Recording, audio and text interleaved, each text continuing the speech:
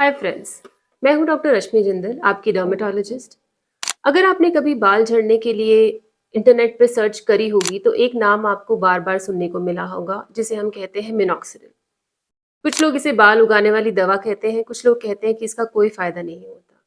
मैं एक डर्मेटोलॉजिस्ट की तरह आपको समझाऊंगी कि मिनॉक्सिडिल क्या है, कैसे काम करता है, इसके फायदे और लिमिटेशंस क्या हैं, कब ये काम नहीं करता और क्यों हमें बिना डॉक्टर की सलाह के इसे यूज नहीं करना चाहिए। अगर हम हिस्ट्री में जाएं तो मिनॉक्सिडिल एक दवाई थी जिसको ब्लड प्रेशर कम करने के लिए डेवलप किया गया था, लेकिन साइंटिस्ट ने देखा कि इसका एक बहुत रोचक साइड इफेक्ट था कि मरीजों में बालों की वृद्धि होने लगी।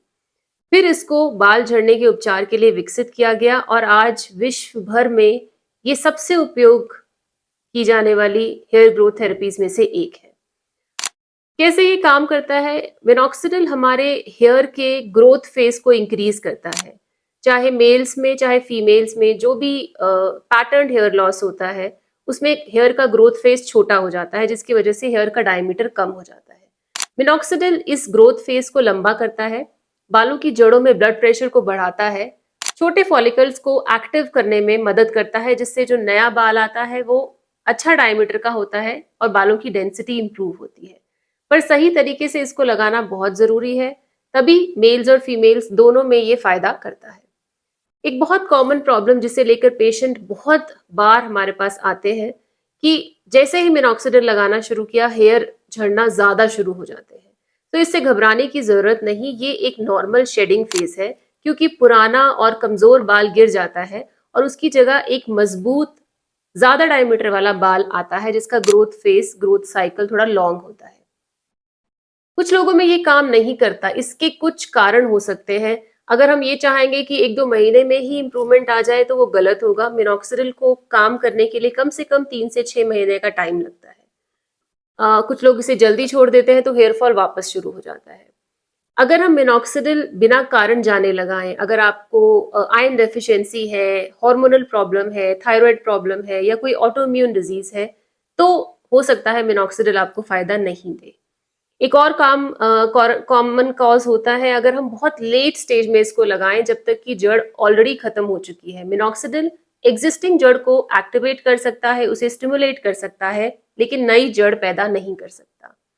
एक बहुत इंपॉर्टेंट कारण जिसके बारे में बहुत से लोग नहीं जानते हैं, वो है जेनेटिक डिफरेंसेस।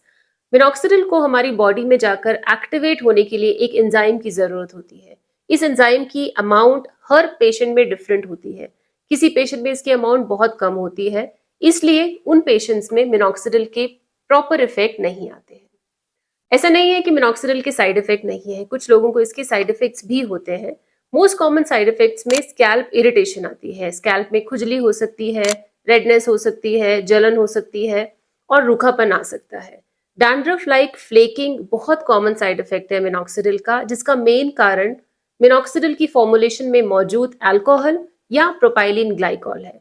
सो अगर आपको डैंड्रफ लाइक फ्लेकिंग हो रही है तो आप अपनी फॉर्मुलेशन चेंज करके देखें कि क्या वाटर बेस्ड प्रिपरेशन यूज करने पे आपकी डैंड्रफ लाइक फ्लेकिंग बेटर होती है या नहीं।